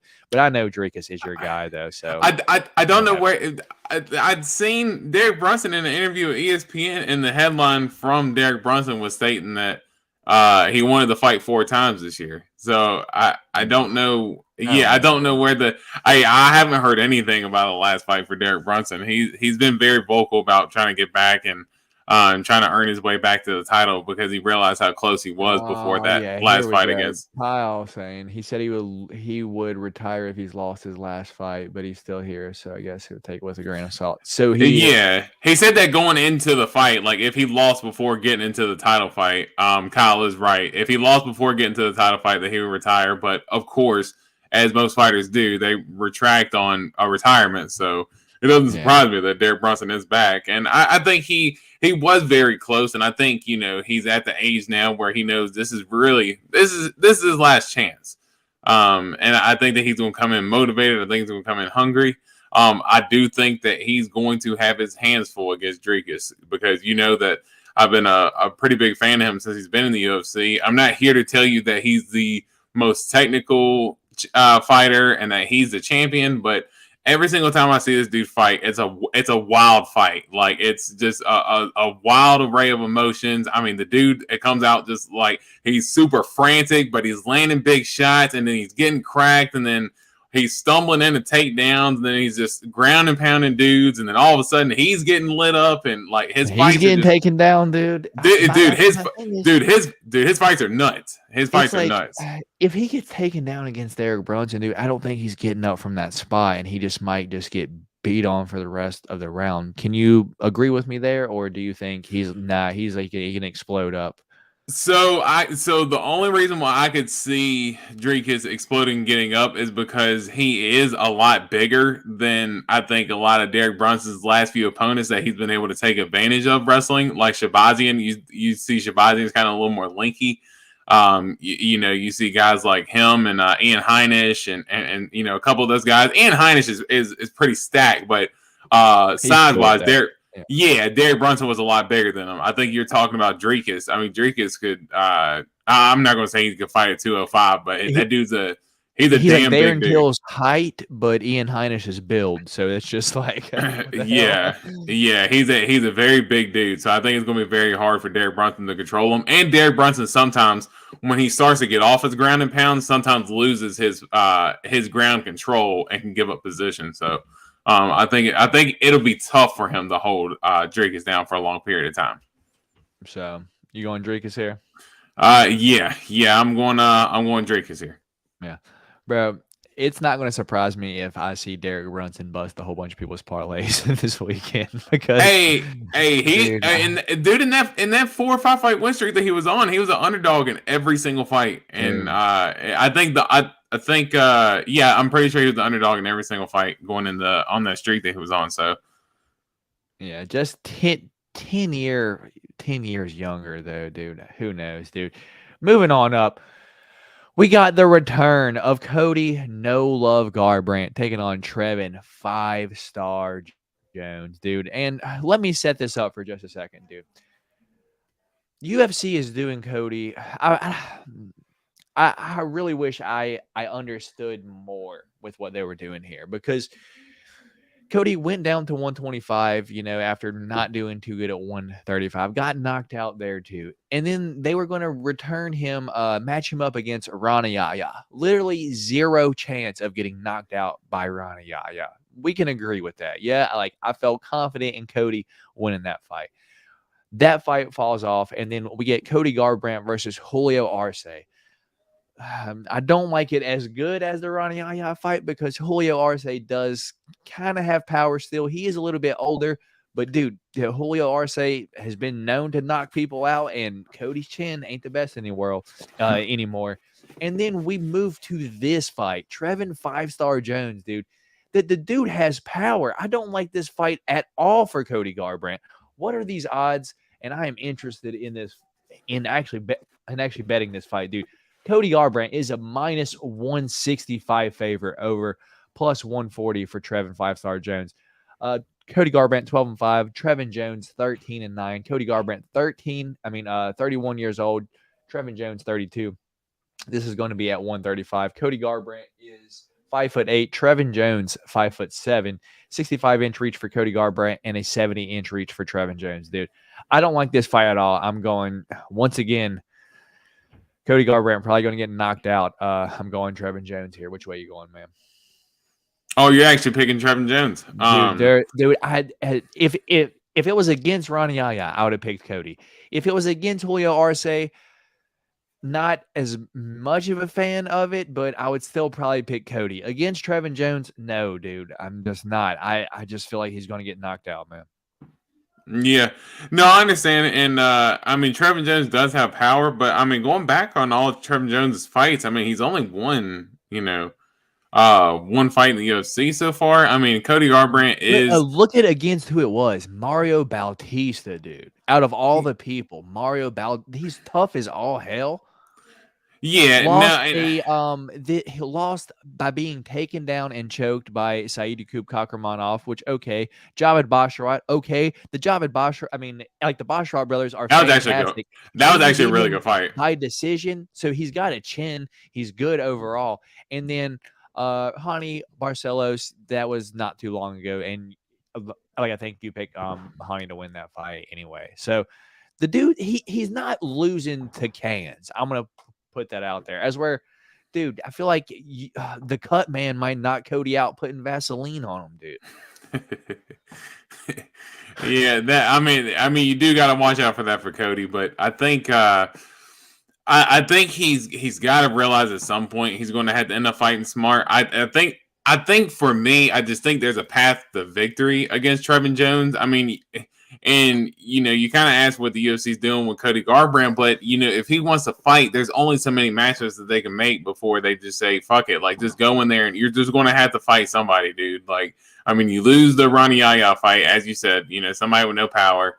And then Julio Arce fight, a guy who has been getting knocked out in his last few losses that he's had. So you can see Cody potentially getting a knockout there. And then, he falls out too. So, what are you to do? Cody Garbrandt's been getting pushed back a little bit as far as, he's been wanting to fight for a little bit, and he's been having multiple opponents fall out, including himself getting injuries.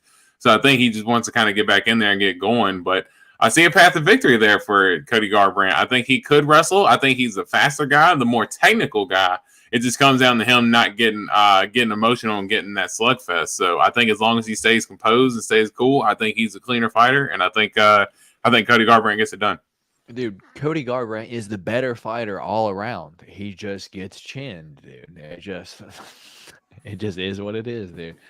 Kyle was saying, I think that's a good point. Basharat Basharat hands down beats Cody Garbrandt, dude. MMA math is dangerous, dude. Yeah.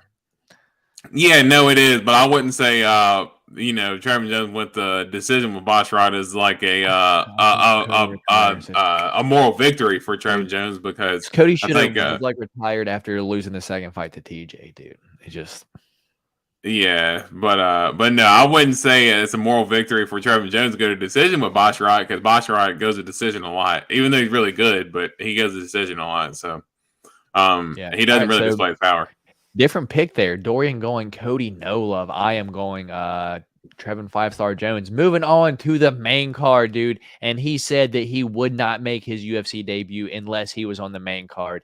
And here the man is against let's be real. Y'all know how I feel about Jamie Pickett. You Your know, favorite fighter. Dorian, do you want to let the people know how I feel about Jamie Pickett? That's your favorite fighter in the UFC. Don't You even think try to so? act like I know you think got a so? shirt. I know you got a shirt sitting there underneath the desk ready to pull out waiting for the fans. Come on, show the fans your love. Definitely do not, man. Every single time this guy fights, I pick him to lose, dude. I think he's probably literally the worst fighter at middleweight in the UFC.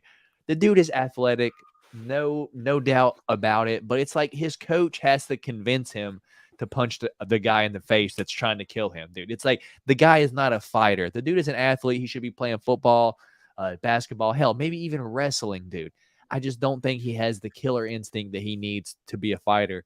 And that being said, dude, we got 3-0. Bo Nickel wrestled all of his life. I believe his dad or someone in his immediate family has been was like a huge like fucking boxing fan growing up. So he's also been training boxing the majority of his life too, dude. Trains an American Top Team now. 34 years old for Jamie Pickett, 27 for Bo Nickel. And look at the odds here. Minus 1,400 for Bo Nickel, plus 850 for Jamie Pickett. 6'2 for Pickett, 6'1 for Bo Nickel. 80-inch reach for Jamie Pickett, and a 76-inch reach for the debuting Bo Nickel, dude. As crazy as it may sound, dude, this might go a little bit longer just because of the athleticism of Jamie Pickett, dude. I don't know if he's going to get walked in the first round. Although he might, dude. It wouldn't surprise me at the end of the day because I say every day Jamie Pickett is probably the worst fighter at middleweight in the UFC, dude. It's just like, what are we doing here? It's just like he just tries really hard to hold someone up against the fence. And then that's it, dude. He won't punch. I don't understand it. Bo's about to be handpicked. Bo's about to handpick it his termination papers. Exactly, dude. I mean, but I've been saying Jamie Pickett was probably going to get out of the UFC for how long now, Dorian? How many fights in a row have I been saying? What is this dude still doing in the UFC? A few now. So keeping him around for this moment right here. Do you agree with Kyle? And who you picking this weekend? I got Bo Nickel. Dude, Yeah. I say Bo Nickel, not round one. I say Bo Nickel round 2 or after. That's my specific prediction for this weekend. You gave yourself a wide range there to cover yourself. Dude, I think except for Bo Nickel in round 1 is minus 190 at all the major sports books right now. because that's the way to go. Because you know Bo how Nickel Jamie round Pickett. 1 minus 190. That's like almost 200 to end round 1 for Bo Nickel. Yeah. I mean, how would you not see it going that way? I mean, you know how Jamie Pickett fights normally go, and I could see him just wilting under the pressure of Bo Nickel, and really don't have too much to add here, except that Bo really has evolved, even just within the short couple fights that he's already had. Able to pull off the triangle that he was able to in his last Contender Series fight. I mean, he's just shown just evolutions in his game so early, and he's already got the raw base there for the wrestling. So, yeah, that dude's just an absolute savage, and I think he gets a submission in round 1. I think it's easy for him. Fair enough. We are both clearly going Bo Nickel here. I'm just interested to see if Jamie Pickett can last because that is the one thing that I do give him. He is an athlete. He's tough. He can last a little bit longer than one of the first 2 cans that Bo Nickel has fought, dude. I think we see it drawn out just a little bit. I'm not saying he's going to win by any means, though. We are both going Bo Nickel there. Moving on up, we got Jalen, the Tarantula, taking on Matus Gamrot, dude.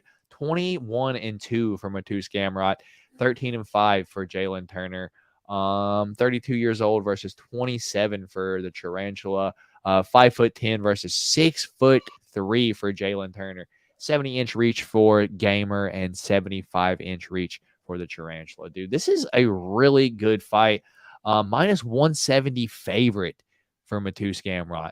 Jalen Turner plus 145 dog here. And dude, I feel like we know, I'm a fan of the Tarantula, dude. And I feel like every time I bet Jalen Turner to win by submission, Jalen Turner wins by submission. I don't know why it happens. And it's always crazy odds. Like I want to say him versus like who was it? Brad Riddell was like minus 900 by sub. Like, and that happened, dude. I think on the feet, Matus Gamrot might be the better striker, but Jalen Turner has the reach, dude. Jalen Turner, I believe, is going to have better jiu-jitsu. Gamer Gamrot is going to have the better takedowns, dude. This is kind of a tough fight, dude. I think I'm leaning Jalen Turner though, just because he's on a roll, dude. I can't not pick the Tarantula. Which way you going here? He is definitely a savage. Jalen Turner is, and he is absolutely on a roll right now.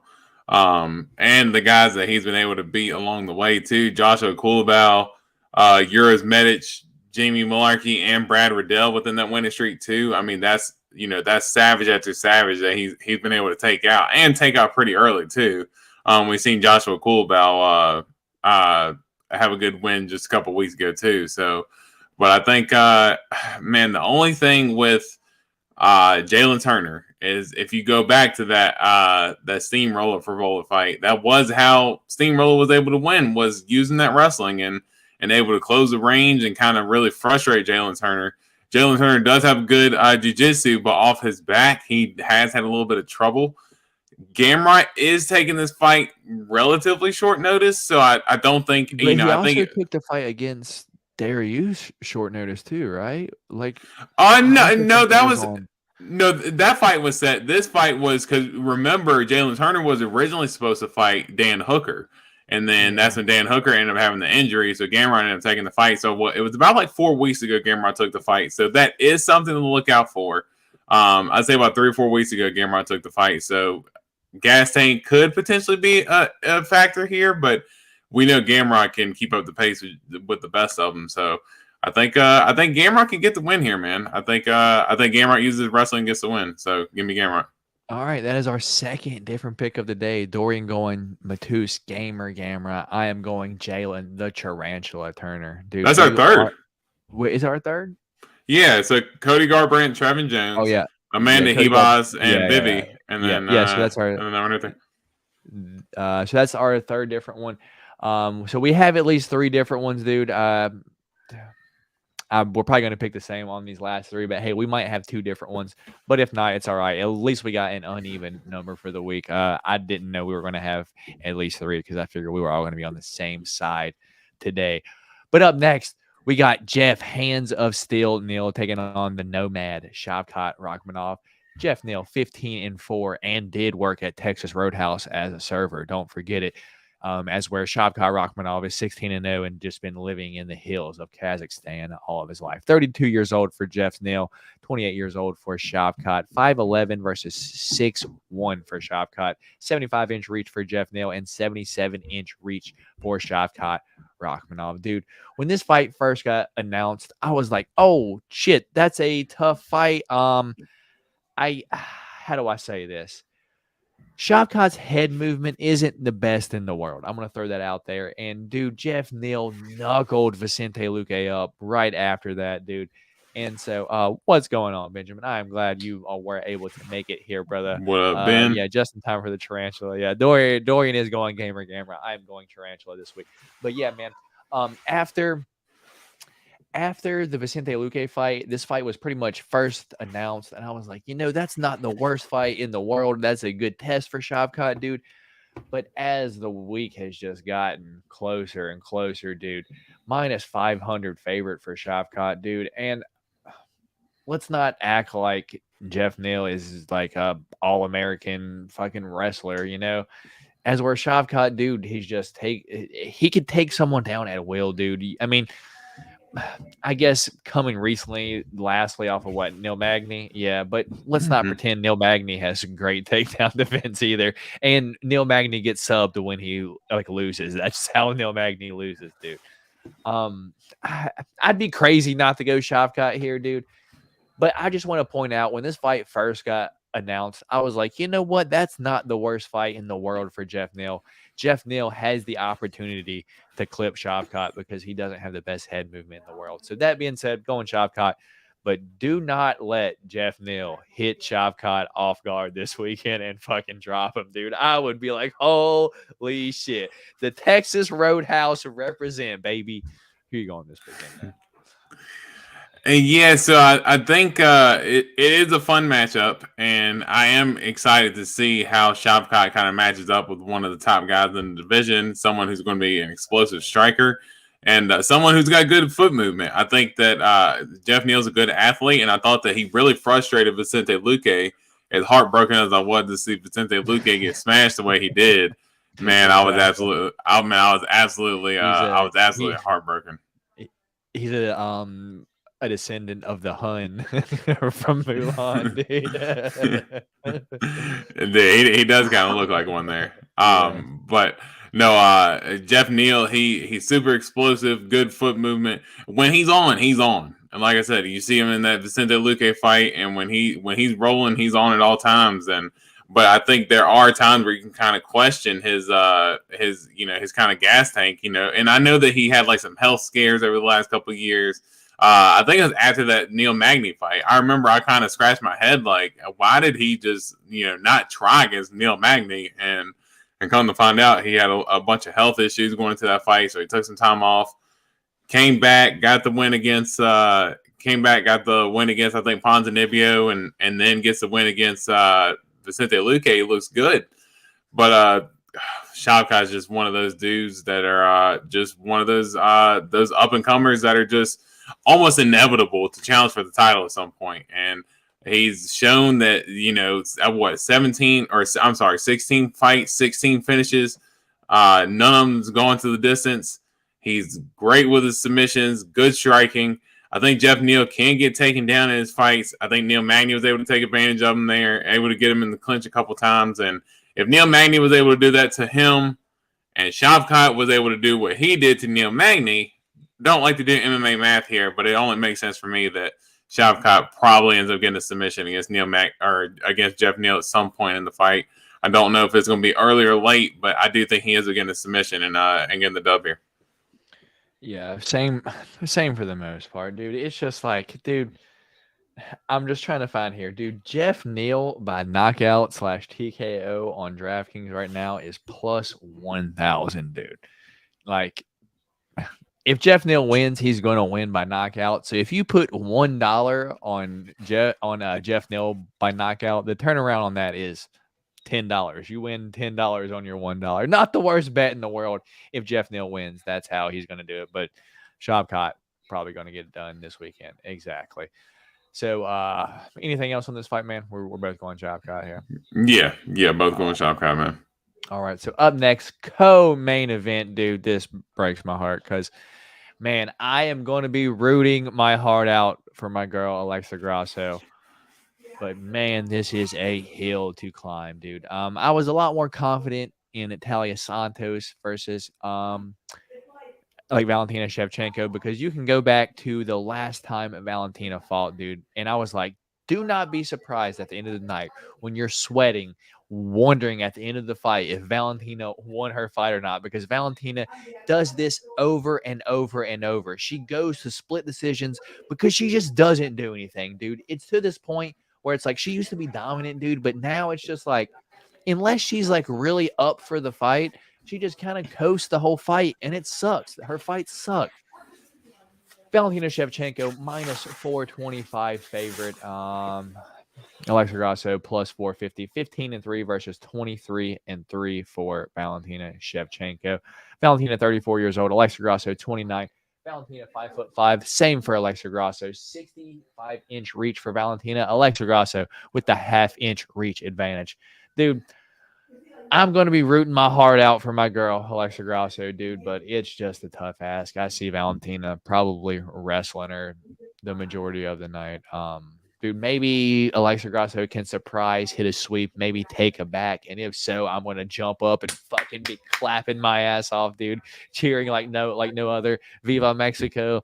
But, bro, it's a tough ask. I have to go Valentina here, but I will be cheering for Alexa Grasso because that's my girl. Yeah, I can pretty much agree with you, man. I think that Valentina, she's just a better overall fighter. Now, if somehow, some way, she becomes undisciplined and starts to try to brawl with Alexa That's a Grasso, mistake. Alexa's got yeah, balls. Grosso's got, as you said, about a half-inch reach advantage, and she's got the cleaner boxing of the two.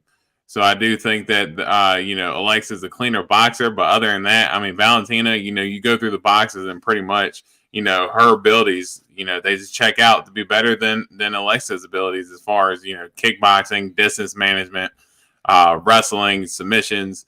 Valentina kind of checks all those boxes, whereas Alexa Grasso does have good ability, just not of this level. So I think Valentina should be able to get the win. Probably looking at a decision here. I don't think Alexa Grasso is easy to finish, but I think Valentina gets the easy win here. The only if there's a path to victory for Alexa Grasso, I see maybe Alexa Grasso possibly just maybe Valentina's been slipping just enough, dude, where like we see like Alexa maybe to out jab, out point. Alexa Grasso by decision plus 850. But the one that really interests me, dude, because Valentina is going to that wrestling, dude. And if she gives up her back for a second, Alexa Grasso has been improving on the ground significantly. I believe she maybe just went from purple to brown belt or about to get her like brown belt, dude. If I see Alexa Grasso end up on Valentina's back, dude, Alexa Grasso by sub is plus 1,600. So throw that out there as well. As I said, I want to be rooting like no other for Alexa Grasso, but man, it's a tough ask. Imagine the scenes if Grasso wins and then Yair beats Folks. And then imagine later on in the year, Irina Aldana knuckles up Amanda Nunes, dude. We would have 4 Mexican champions in the span of 1 year like that out of nowhere, dude. That would be crazy. But yeah, man, we're both going. I like Valentina. Just a few odds to look out for. Alexa Grasso by decision, possibly. Alexa Grasso by submission at plus 1,600, worth a dollar if you're a degenerate like myself. It's main event time, y'all. It is time. We have the return this week of the greatest fighter of all times in Johnny Bones Jones as he takes on Bonga Ma, the French superstar Cyril Gane. So before we get started on this, if you guys have it, please, please, please put a thumbs up on this video. Help your boys out over here. If you're not subscribed to the Golden Octagon MMA channel, what are you doing? We're here so many times every single week. I basically live on here now. But thank y'all all for very much for, supporting the channel. Always being here, saying what's up, commenting, saying what's up in the chat. I truly appreciate every single one of y'all. But that being said, let's move on in to this let's move on up to the main event this week, dude. So I can't even get this off the screen now. We got Johnny Bones Jones take on Bonga Ma, Cyril Gane. 27-0 for John Jones, 11-1 for Cyril. I say 27-0 because John Jones is undefeated. He was demolishing Matt Hamill with elbows, and he got disqualified for one down elbow. It doesn't make any sense. 35 years old for John Jones after taking a 3-year layoff. Last fight against Dominic Reyes at 205. 32 years old for Cyril Gane. Last fought against Tai Tuivasa. Where he did dirty things with Tai Tuivasa, but he did lose to Francis Ngannou in the heavyweight championship unification bout. John Jones, I suspect, dude, what do you think John Jones will weigh in at right here? What's the thought? I say, but he's probably not gonna be super heavy. I say probably around like 240, somewhere between 240, 245. I say John Jones weighs 253 come weigh-in day. Cyril Gane 247. John Jones 6'4". So is Cyril Gane. 84.5-inch reach for John Jones, the longest reach in the UFC for the longest time. 81-inch reach for Cyril Gane here. I don't know if it is any secret as to which way I'm going here, man. I'm going to let you break it down. You see my shirt over here. You know what it is. You know how I'm going. I saw the little John Jones sparring footage earlier this week, dude, and it sold me from that point on. I saw Walt Harris big ass go flying when fucking John Jones hit him with that trip, dude. I'm gonna let you break this down. How you see this going, man, and then we'll make our picks. Man, it's a super interesting fight, and I do think that I'm excited to see John Jones return. And you know, I've been talking a lot of smack, saying that I don't expect him to come back, and I'm not gonna believe it until he comes back. And to be honest, I'm still not going to believe it until he actually comes back. We still have a couple of days left until this weekend comes. We've seen him lose fights 48 and 24 hours before they've actually transpired. So let's not act like we haven't seen this before. So we can still hold our breath here, but as the fight itself, super fun matchup. As you had asked me at the beginning of the show, I do think that he could have had potentially tougher matchups, but still a tough matchup nonetheless. John, as we know, great wrestler, great striking. A lot of his striking, though, is a lot of like a lot of one-shot pops. I do think that Cyril Gane is going to be a middleweight in there, but he's going to have the footwork of a light heavyweight or middleweight. He's very light on his feet, in and out, not looking to get hit, looking to make the fight as clean as he can. And I do think that the only question that I have for John Jones, and going back on his fights, and I'm actually looking and I'm like, dude, besides Thiago Santos, and Thiago Santos blew his knee in that fight, so he couldn't really implement his leg kicks. How many times has John Jones really been leg kicked in his career? So when Conor McGregor came back against Dustin Poirier for that second fight, look what happened in that fight. Dustin Poirier implements the leg kicks, and that was something that Conor McGregor hadn't faced earlier in his UFC run. And when he got hit with leg kicks, it was almost like he didn't know what to do. When he got kicked in his calf. I do think that's something to look out for with Cyril Gane and John Jones here. As Matt ends up backing himself out of the chat again. So let's keep it rolling here while he leaving me solo dolo to do this thing. I think it's a super tough matchup. I'm actually having trouble picking. This fight because I really do want to lean John Jones because I do know as far as his greatness goes, greatest of all time, great wrestler, and just his determination to win. Just he has the gas tank. He has the will to win. He has a championship mindset to where he's been pushed to those brinks before, and he knows how to come out on the other side with the win.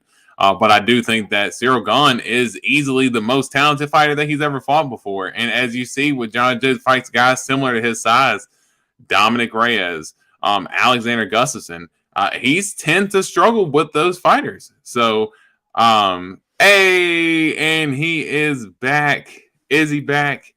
Is he not? Oh, he's back. He's in this thing. Let's go. He's in his it looks like his Kodak Black mask there. I can't really tell which one he's in.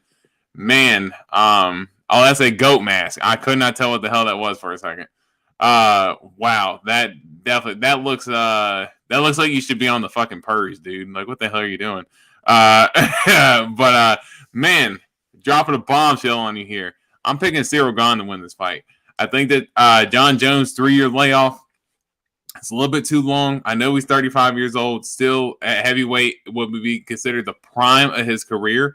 But man, I think that it's going to be really tough for John Jones to come back off a 3-year layoff, having the 3 worst fights in his career before moving up in a division, having 3 years off, and taking on a potentially tougher opponent. I'm actually going to go with the upset here and pick Cyril Gane.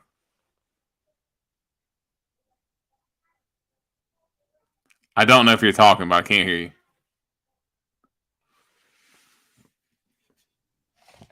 There you I didn't know that my mic was muted this whole time, so I've been talking to you with this goat mask on the whole time. This is a Hello, goat can I hear you? mask. For those of you who don't know, can you hear me? Yes. Okay, just making sure. I got the goat mask on because we have the return of the greatest of all time this weekend, and he will defeat Bongamon Cyril Gane. I can't breathe. This shit's hot as hell, dude. How do people wear masks, dude? That is like the hardest thing to do.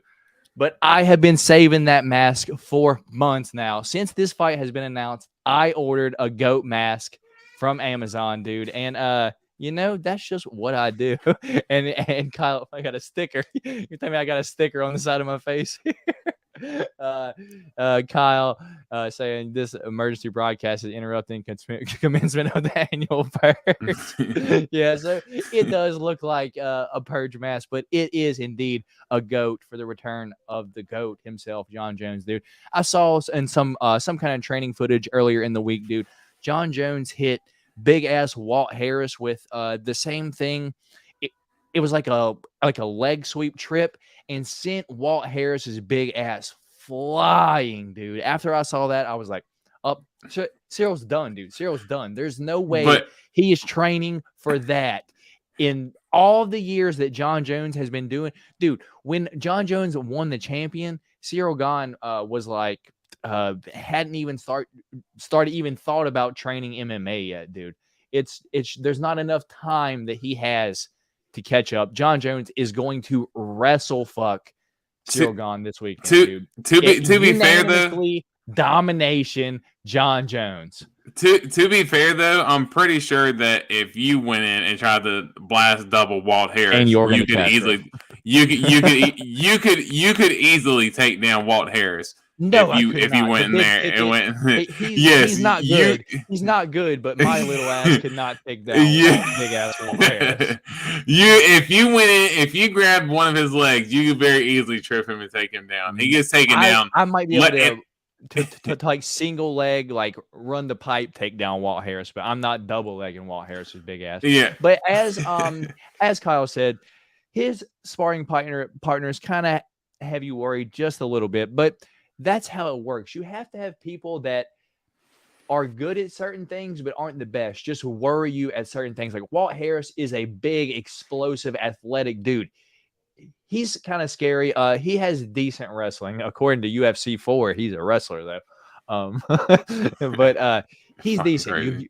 Jorgen De Castro, the Mad Titan, Dorian's not the biggest fan of him. But me, I thought he's good. He has great power. When he slept Justin Tafo coming in, dude, just snooze them out like a light. And then Maurice Green also has an eye for the fight game, if you will.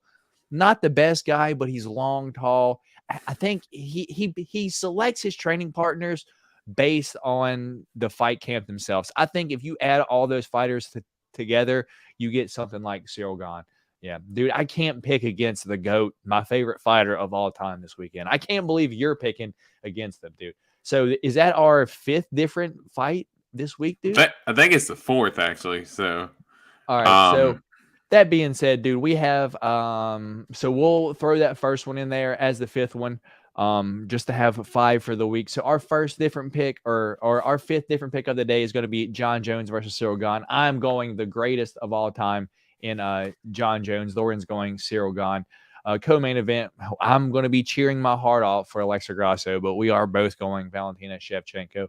We are both going Shavkat. In our next different pick, I'm going the Tarantula, Jalen Turner. Dorian going Matus, Gamer, Gamrot. We are both on Bo Nickel. I am going Trevin 5-star Jones in our third different pick. Dorian is going Cody No Love Garbrandt. That's our third different one. Moving on down, we are both going Dricus Duplessis. Our fourth different one is going to be Viviane Araujo taking on Amanda Hebus. I am going Vivi Araujo taking on, and Dorian is going Amanda Hebus. Do we both pick Cuban Missile Crisis here?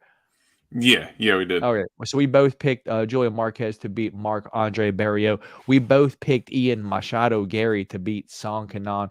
We both picked Cameron Simon to beat Mana Martinez. We are both on Baby Shark to beat Jessica Penne. But watch out for that rear naked choke from Jessica Penne, dude. We are both on Farid Basharat to beat the monster Blackshear. In our fifth different pick of the day, I am going Loki Radzabov. Dorian is going Esteban Ribovics. Yeah, that's correct. Yeah. All right, yeah. But let's be real. Neither one of us are too confident in that fight. We don't even have odds up here on the screen. So that is our 5 different picks for the day. Dorian is putting his pick champ up on the line, and your boy is finally going to win it this week, dude. I am confident that he's finally going to win it, dude. You didn't have to do Maurice dirty like that, dude. Dude, I wonder if Verna and like fucking Maurice had children, if they would end up having like normal eyes, or if that's guaranteed to like, oh, that's like there's probably they can't see anything right in front of them. Maurice Green and Verna Janjiroba. They would have they would have the greatest eye for the fight game there is. Dude, yeah. And then Jones having Henry Cejudo working on a huge game with him is huge. Indeed. Next week, and dude, look, 2 cups rocking with me this week. Yeah, boy. We got staying here, 2 cups. Hold on. Let's see what the final verdict is. We have to ask Kyle Sisk, who takes it home this week. Come on, Kyle already knows what it is, man. I mean, come on, you already know. Kyle seems we're gonna have to every single week, dude, and I don't understand it. We're gonna have to bring this thing back because he knows your boy's right. He knows your boy's right. Let's go. Trying to tell you. I'm trying to tell you, man. I got the picks right here, man. Kyle, me and you, we lockstep, brother. Come on, man. Come on, you already know. So 2 cups rocking with me this week. Kyle is definitely going with staying with his boy every single week. Rocks with D Rose, and it's all right. Let's go. But yeah, that's going to be all from us here this time. Remember, if you like what we're doing over here, please subscribe to the channel. We are just slowly chugging along, grinding away here every single week. Please treat that like button like let me see if I can pull it up here. Do this to the like button. Hit the like button like Trevor Peak was throwing at Eric Gonzalez this past weekend. The last thing the likes button should see this weekend is this. It should see you hitting it like Trevor Peak. But yeah, man, that's all we are going to say today. But we appreciate all of y'all for watching. Daniel Vasquez wanted to know, did I sell the last hobby pack? Indeed I did, brother. Indeed I did. They are all gone. There should be, I think 4 or 5 are either in the mail or currently being opened by the person. Not everyone told me if they opened up packs or anything like that, but truly I hope one of y'all seriously got something cool. I'm just hoping for like a message to being like, look what I got out of here, and it's like a gold Hamza autograph or something like that. That'd be sick. Yeah, tomahawk that like button, as 2 cups saying. Yeah, but that's going to be all from us here this time. D Rose, your reigning and defending pick champ this week. Wish him luck because he picked against the GOAT this weekend, and that is a mistake. And he also picked against my girl Vivi this week, and she's about to fold Amanda Ribas. We saw what happened last time. She got hit by Marina Rodriguez. It's going to happen this weekend. The auto is in it. In the last pack that I sold, possibly, but I sold I think I sold 3 to one guy, and then I think 2 more to someone else. So that's 5 total. You opened an orange Aljamain Sterling today. Well, hey, at least you got a number out of it, because every single thing that I've opened on live was pretty much silvers for the most part for people. But good luck, brother. I'm not going to hold all D-Rose up anymore. He don't give a shit about me talking about cards, dude. But yeah, we appreciate all of y'all watching the show today. If you want to hear about the card for this week, make sure you catch us back here next week live at 8:30. If you're interested in my card videos, let's see if I have it. I don't have it anywhere here, but I'm going to be opening another immaculate video this upcoming Monday. So stay tuned for that. Your boy loves to open that. So it got a sick card out of the last time I opened it. Sugar Sean O'Malley out of 8. And I was hyped for that. But yeah, that's going to be all from us here this time. Matt, Dorian is on the other side of the screen. Anything before we get out of here, man? Nah, man. Just and still bringing it home next week. Let's go. Yeah. So once again, appreciate every single one of you for watching the show today. But that's going to be all from us here on the Golden Octagon MMA podcast, and we will catch y'all next week. Peace. Peace out.